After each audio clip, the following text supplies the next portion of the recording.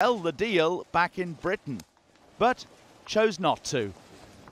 Then came what could go down as one of the great symbolic moments of Britain's 45 years of EU membership.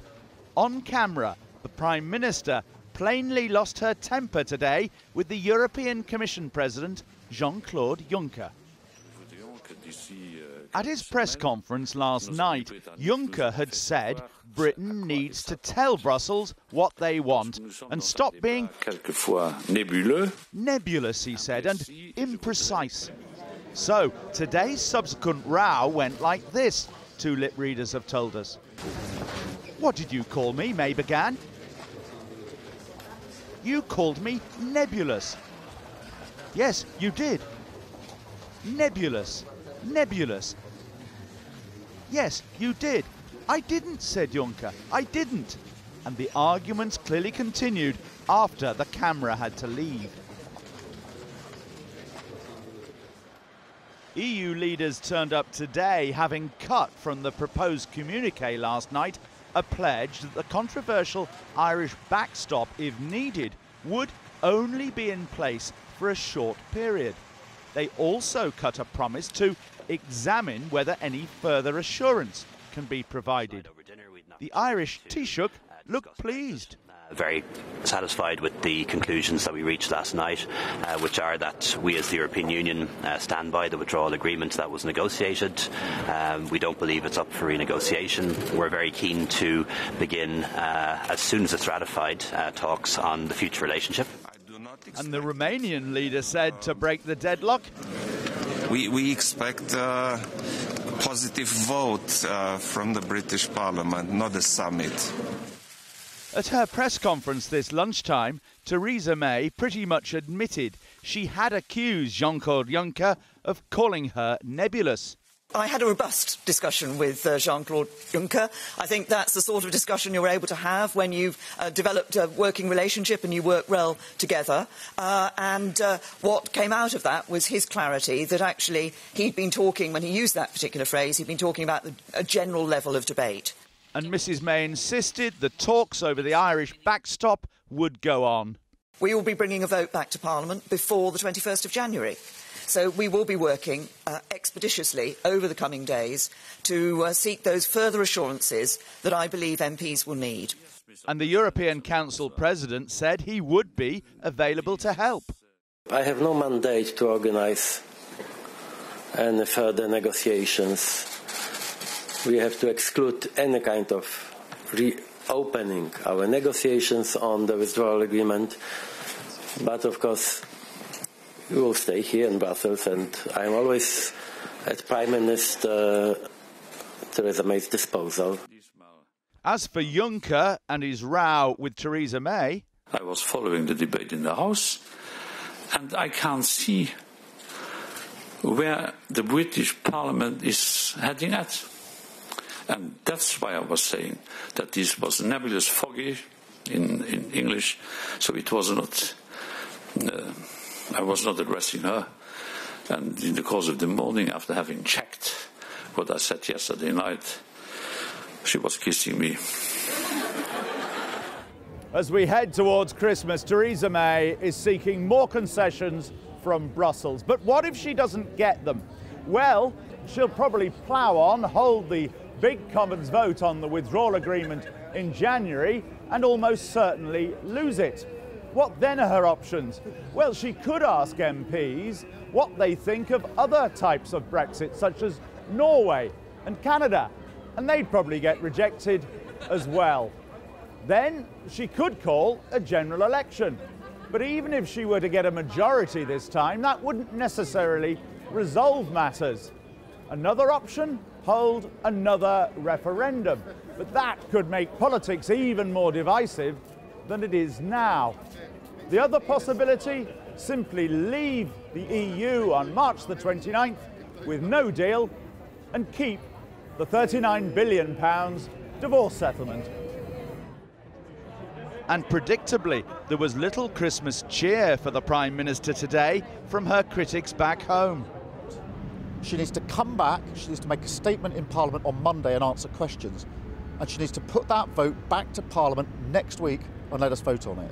She knows that she has to get legally binding changes to the withdrawal agreement in order to get the consensus that she wants to get. So she knows what's needed. Now she has to deliver on it. And the ERG group of Tory Brexiteer MPs are hinting they might go on strike. The critical thing is the Prime Minister went to Brussels to ask for some concessions, and unfortunately she's come back with absolutely sweet Felicity Arkwright. But you're hinting there you might withdraw your votes, not just on Brexit stuff, but other things too. Well, I think we should focus on this first. If there's no surprise seasonal gift from the EU soon, Theresa May has only hard choices left. Well, Michael joins us now from a Leave Means Leave rally in Westminster. Michael. Well, this is a rally of, several hundred people here in the Queen Elizabeth Conference Centre. A cross-party lineup. They're hearing right now from Kate Hoey, the Labour MP. They'll also be hearing later from Graham Stringer, another Labour MP, and from people from other parties. Sammy Wilson from the DUP, Jacob Rees-Mogg, of course, the leader of the Conservatives ERG group, and also the former leader of UKIP, Nigel Farage. Now, the meeting was begun by John Longworth, the former Director General of the British Chambers of Commerce, who accused Theresa May of being a quizzling. He spoke of another round of lies and deceit and warned against Project Fear Mark II. And he was followed by Richard Tice, the leader of Leave Means Leave, who said that they faced the battle of our lives against the tide of the establishment. Now, earlier today, Tony Blair, the former Prime Minister, did a round of interviews and a big meeting in London this morning, and he reckons, he says now, the probability is more than 50% in his view that we will end up having another referendum on the Brexit issue. And really, this is what this rally is all about. For several months now, these people have been geared up to fight the possibility of another referendum. But the theme here tonight is that no deal is no problem. Thank you, Michael. Sounding unusually whispering there. Well, Theresa May won a confidence vote of Tory MPs on Wednesday, but with continuing opposition from Tory Brexiteers, her DUP partners, the opposition and European leaders, as we now know, can she maintain support from her own party? The Conservative grandee, Ken Clarke, called this week's confidence vote an unhelpful and irrelevant distraction. He joins you now from his Nottinghamshire constituency. Thanks for coming on the programme, Ken Clarke. It's been an incredibly dramatic week. What has actually changed, do you think? Well, everything's got even more shambolic and overexcited, I think, and we all need to calm down. So after Christmas, it's just possible that fewer people will be saying rather extreme and wild things, and we all concentrate on the task in hand. I think we'll probably need more time, but I do think that from now on, it's got to be a beginning of cross-party talks in Parliament to try to see what there is a majority for. It will be a miracle if she gets a majority for her withdrawal deal that she's got at the moment.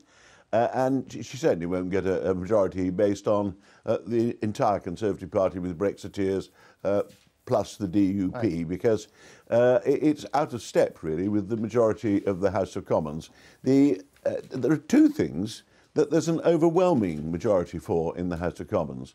The first is that most people, probably I'd say 80% of MPs, do not wish to leave with no deal. They agree with me, that really would be a disaster. It's not Project Fear. You can't ignore the vast majority of economists and all our business leadership. The second thing that almost everybody's agreed upon is we're prepared to give a permanent guarantee that we'll abide by the Good Friday Agreement and have an open border in Ireland. And for that, you need to be in the single market and you need to have a lot of regulatory convergence. Now, starting from that, I think across party, given we've all got to avoid a disaster, you could actually put together a withdrawal agreement that would enable you smoothly to move on to start the big negotiations on what the eventual deal will be. It sounds almost like you're asking for a government of national unity. That does mean, I think. Well, I don't think in the present atmosphere it's going to be easy to form that. But what I'm asking for is that people should stop, just abandon their party politics. I think most people agree, front bench and back bench, both sides, that there are big historic issues involved here, and just see what a cross-party, front benchers perhaps, if not large blocks of back benchers from each of the parties, actually agree on what we are going to put forward. At the moment we're just talking about the withdrawal deal. After that, if you ever get one, you go after March into years of negotiation and what the eventual deal will be on all sorts of things we haven't even talked about yet. Now, I think it should be possible to put together the basis upon which we withdraw and start the negotiations. I do think the March 29th deadline probably will have to be put back, and I think we could revoke Article 50 and to give us more time and then say that we're going to reach an agreement, discover on what terms what we're going to change to if we leave, and then, if the House still wants, invoke Article 50 again, and it'll only take a fortnight to put the agreement we've actually reached into place. But do you now accept that the deal as it stands is dead?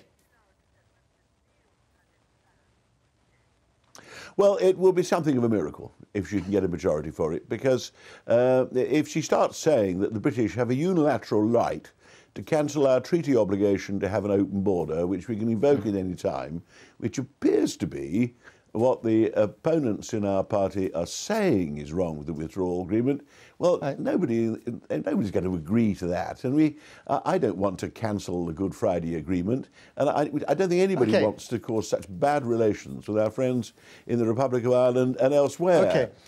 So I do think you've got to, if it isn't a majority to be got on the basis she's trying, you've got to get a majority in the House of Commons to agree on how we're going to handle Brexit if we're going to go ahead with it.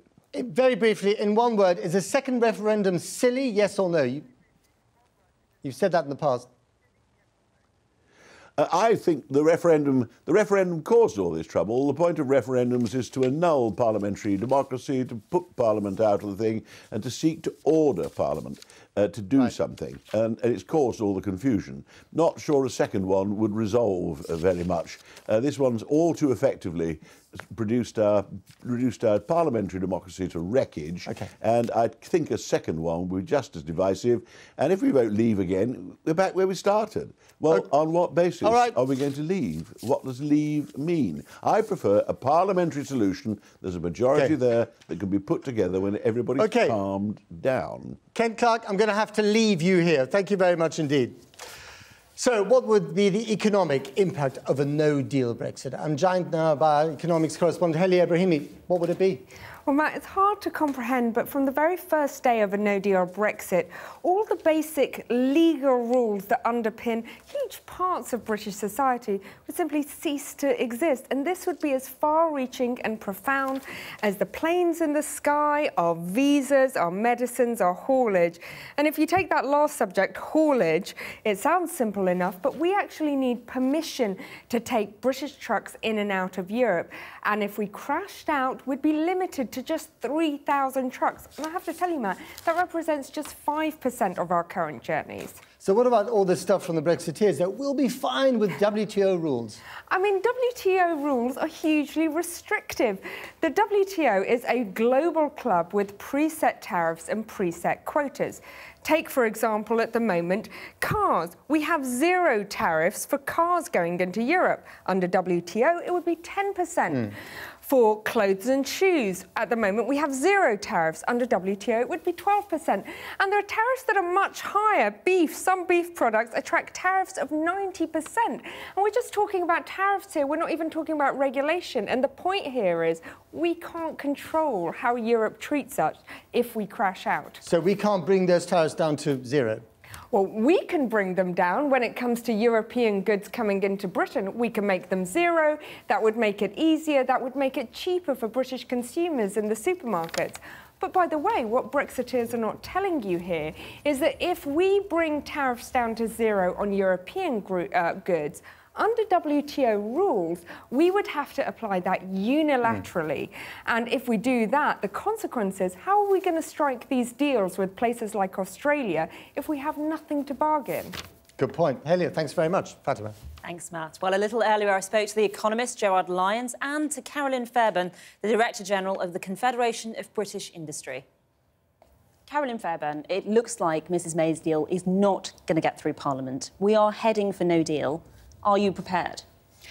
Businesses are extraordinarily anxious right now. So 100 days next week on Wednesday until we leave, and firms still have no clarity about how no deal will be avoided. But we are heading for no deal unless there is no alternative. Is that something you're willing to accept? We need to find a way not to have no deal, because the damage to jobs and employment and growth will be very significant indeed. So we know that we would have delays at customs. We know that there could be a reduction of capacity of up to 80% at Dover. This means that businesses will not be able to get their parts. It means that food will not be on shelves. We need to find a way through this to protect jobs and our economy. And I think our real worry is the economy has been lost in all of this political debate. So we do need to find a way through. It's not something we should be accepting for a moment. OK. Gerard Lyons, that's quite a doomsday scenario. Food will not be on the shelves. Well, first and foremost, I think it's important that no deal is not a rehash of Project Fear. And we've unfortunately had too much Project Fear in the last 2 years. First and foremost, no deal is about preparation. And second is about opportunity. It's quite clear from the bank I'm involved with, but also from conversations across the city, that firms and the city in general are making great progress and will be fully prepared by next spring. So preparation is a key issue, but also it's about opportunity. So there are lots of issues here. There's no doubt that some firms, if they're not prepared, and some sectors may find it a bigger shock in the near term. But just as the referendum result itself was a shock, and the economy has shown itself resilient, there's the same issue here. So we shouldn't be complacent, but at the same time, we should prepare and put it in context. Okay. But, Gerard, some of this is absolute fantasy. The idea that no deal can be managed is absolute fantasy. What we know is that if we don't have the withdrawal agreement, we will not have a transition period. It will be 100 days until we leave. Do we think we are ready? I think I've heard you say we are absolutely not ready. And no, I ask again, that. But actually, what we do about the jobs. I think it's very important. No one should be complacent. Absolutely, 100%. We should have been preparing for no deal over the last 2 years, but we are where we are. When you say a big shock in the short term, that big shock could have severe consequences on people's lives. Are you willing to gamble on that experiment? I'm not gambling on anything. I'm saying what needs to be done and what doesn't need to be done. It's about the government making sure that people are fully aware of the upside potential. The upside really does come through in the future, but in the near term, just as when leaving or voting to leave was a shock, the economy proved resilient. If you have a no deal, it's a shock. But in terms of coming back to your specific question, in economic terms, it's very much about being prepared for it. Take the supply chains that the auto sector talks about. They've said that the supply chain from the EU will be a big shock to them. But then one looks at the fact that 1 in 3 components in the supply chain come from outside the European Union. They can handle that. Therefore, why can't they handle the supplies from Carolyn, honestly, Gerard, this is delusion. No, it's not delusion. It's about. I agree with you. There will be a shock, and I don't. But we have heard from many companies in the automotive sector, from JLR to Nissan to BMW, to Mini. They are having to close their plants immediately following the Brexit date because they are so concerned. I know that many of them would move supply chains out of the UK at the cost of great number of jobs. Are you surprised that we've got to this point, that we're even talking about no deal? I am shocked, because this is something that businesses have said right from the beginning, and it's getting more and more sharp. There are 150,000 businesses out there that only trade with the EU. They do not have the systems to be able to deal with the kind of customs delays and the tariffs, £6 billion of additional tariff costs, £20 billion of additional bureaucracy. This is the kind of cost that our economy cannot withstand and should be not trying to withstand. In terms of tariffs, remember that we have the ability to cut our tariffs. Here's the opportunity in the future. We trade under WTO terms. We go to tariffs which are a tax on imports, can be cut to zero. The tariffs are highest on food, clothing, footwear, which hit poor people hardest, and on autos. No one should be complacent. A no deal is a shock to the system. Hence, we need, to repeat the point, to prepare for it. But at the same time, we need to keep the worries and the fears in context against the longer-term opportunity. Carolyn, WTO rules present an opportunity. WTO rules are so much worse than the current trading terms we have with the European Union. Because the tariffs are so much higher and the regulation and the barriers are so much higher. So what's the worst-case scenario? We would face, for example, tariff barriers of up to 67% on lamb, and we currently have no tariff barriers. Remember, no deal is not crashing out or walking away. It's making sure that we have as much in place between now and the end of March. OK. And it includes You've talked about different sectors. Let's just take the dairy farmers in Northern Ireland. They could be wiped out because of the tariffs under WTO rules. Hold on. In terms of tariffs, it's two ways. It's about tariffs coming into the country, so you cut the tariffs. So tariffs and imports can be a key component of different sectors. In terms of the agricultural sector, I think it's been highlighted in terms of farmers that they should be the sector that is helped in terms of any transition period. Sectors that are most exposed, who cannot prepare fully, should be the sectors that are given assistance in the near term to help them through what I think will be difficult times for some sectors. OK. Carolyn, if MPs can't agree in Parliament, which it looks like they're not going to, are you heading towards backing a second referendum? Business has to work with the cards in front of it. And if that changes, if that world changes and the political environment delivers that as an option, we will absolutely consider it. And what would your advice to the Prime Minister be in how to break this deadlock in Parliament? If we have to face up to a no deal, then so be it.